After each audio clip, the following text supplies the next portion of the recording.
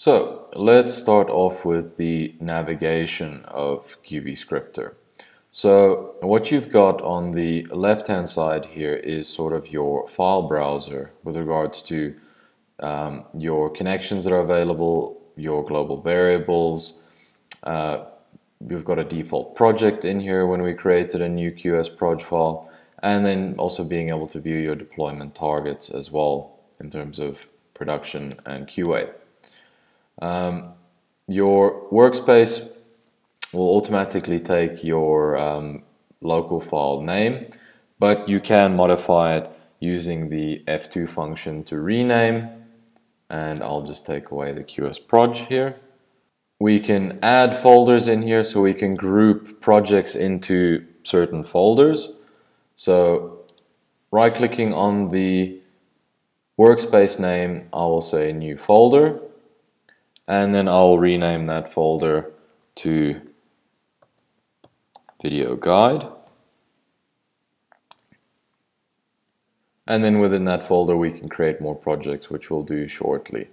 On top here we have a bunch of buttons that we will go through more in depth as we're building our application.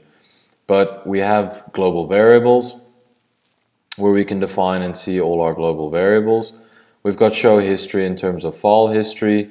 When we're looking at a schema, we can expand the schema or collapse it. So just sort of to hide away when we've got these multi-dimensional schemas or schema objects.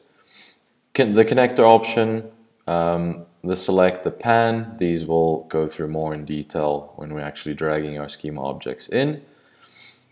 Refresh schema, when you made changes, just in case it hasn't refreshed. Layout schema, so automatically lay out the same as what QlikView does.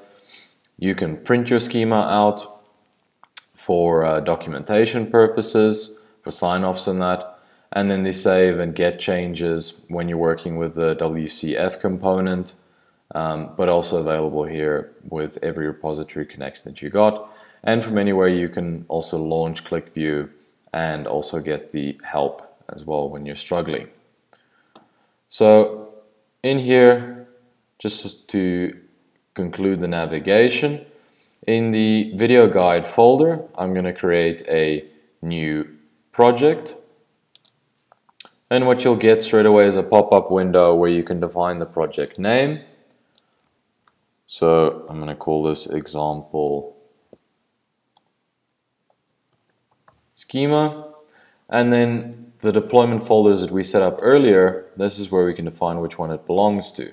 So I'm going to say that this is the finance deployment folder that our current project belongs to. And I'm going to say OK.